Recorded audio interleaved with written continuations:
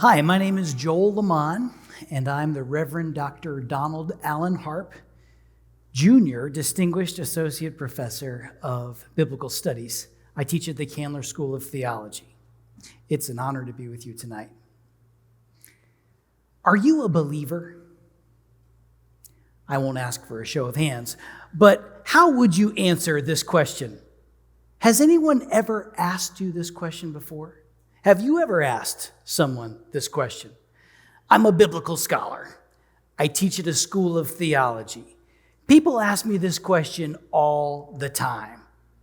I'm in a coffee shop or on an airplane, and someone will see me reading a book about the Bible or even the Bible itself. Or maybe someone will see me working on my laptop and over my shoulder pick out the words Moses, righteousness, Deuteronomy. The slightly nosy, well-meaning person will then lean over and say, "Hey, are you a believer?" Or maybe I'll be talking with somebody I just met and I'll say something that gives me away. Maybe it's a biblical allusion. Maybe it's a phrase that resonates with them, that makes them think that my faith tradition is the same as theirs. They'll show that flash of recognition. They're emboldened. They broach the topic of faith in what was otherwise a polite conversation. And they say, "Wait, are you a believer?" Or sometimes I'll be teaching in class or in a church, and I'll say something that jars my audience. They expect an ordained Methodist minister and biblical scholar to talk a certain way and to say certain things. And when I don't, someone asks me skeptically, "Are you a believer?" Their tone says, "You're not." And worse, "You're a threat to my system of belief." In all of its forms and inflections, the question, "Are you a believer?" suggests that belief is something that some people do and others don't do. The question reveals a very common way of thinking about belief in the 21st century. We categorize each other according to whether or not we believe. We are religious or non-religious, believers or unbelievers. There are those who would describe themselves as faithful, practicing Christians, Muslims, Jews, Hindus, and so on. And there are others who would say, "No, I'm not a believer. I don't subscribe to any tenets of faith." There's a whole industry of tracking these categories. We've heard about it already tonight. These metrics show that adherence to such belief systems are declining overall. You've seen the reports. In the U.S., at least, there is a downward trend in the numbers of those who consider themselves believers. Increasingly, when people are asked to identify their faith traditions, people are saying, "I choose none." So when we think about the future of faith, we tend to think that there will be less faith in the future. Following the trend lines, in 2036, America will certainly have fewer Christians and perhaps fewer who would say that they adhere to any belief system at all. Despite all these metrics about declining religious affiliations, there will actually be the same number of believers in 2036 as there are today, no more and no less, because whether we admit it or not, we're all believers. Are you a believer? Yes, you are. And so am I. Each one of us subscribes to a system of belief. In fact, we are believers in many, many things. Each of us lives in networks of commitments, networks of fidelity. These belief systems may have some formal identification with a religion or multiple religions, or our beliefs may exist outside of a system that is commonly described as religious. Nevertheless, we all place our faith in systems about which we ultimately have incomplete knowledge. If you don't believe in Jesus, you do believe in something. And if you do believe in Jesus, you probably believe in much more than Jesus. Perhaps it's a system of beliefs about the exceptional nature of the United States of America. Perhaps it's a belief in the normative value of Victorian gender roles. And even if you don't believe in any deity, you might very well believe in a system like democracy, in a principle like equality, in the essential value of every human being. We cannot prove that all humans have essential value, but we do believe it.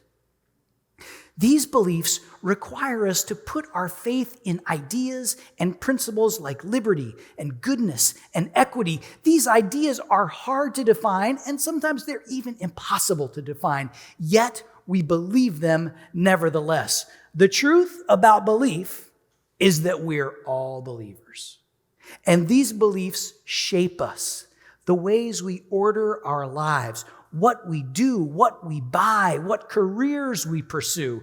Do I believe that we should live in a society governed by just laws? I'll be a lawyer. Do I believe that scientific inquiry is the highest good? I'm going to get that physics major. Do I believe in the power of music? I'm going to be in a band. Do I believe that inequality is something to be confronted and overcome? I'm going to that protest. Do I believe that the highest good is my own self-interest, or the interests of my family, or the interest of my country? These beliefs lead us to other forms of action and inaction. Beliefs shape our lives. They shape our practice. They inform where we live, how we spend our time, how we engage others. These beliefs position us within groups of people whose beliefs are aligned with our own, and in opposition to people whose beliefs challenge and threaten ours. Are you a believer? Yes, you are. Will you be a believer in 2036? Yes. If you are walking around this earth, and I pray that you are, you will be a believer then too. And so will everyone else. The future of faith is the same as the past and the present. There will always be faith. We will always be believers, just like there will always be music, art, sports, and labor. We will always rely on and identify with complex networks of ideas that we cannot fully grasp, but which nevertheless shape our actions, our policies, our communities. Our beliefs define us, even if we don't define them. Our beliefs define us even if we never acknowledge them. So it really is an easy question. Are you a believer? The answer was, is, and forever will be yes. This easy question leads us into much harder questions. Questions that every generation must ask itself. What do you believe?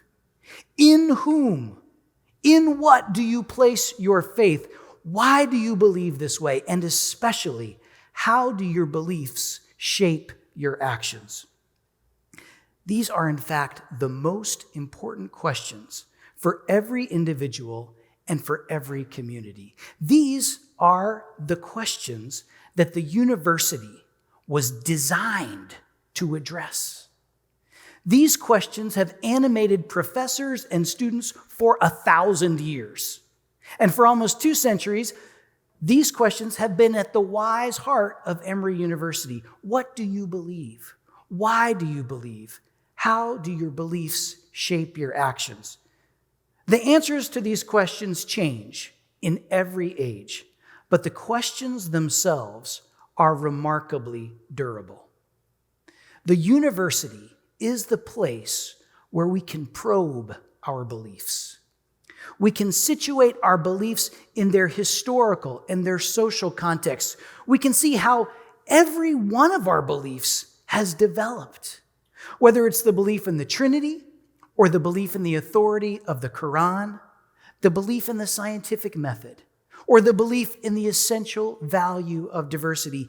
Each of these beliefs has a unique origin story, Each of these beliefs has developed over time. Each of these beliefs has shaped practice, and each of these beliefs has been shaped by technologies, shaped by geographies, shaped by migrations, shaped by climate. At the university, we study all of this stuff.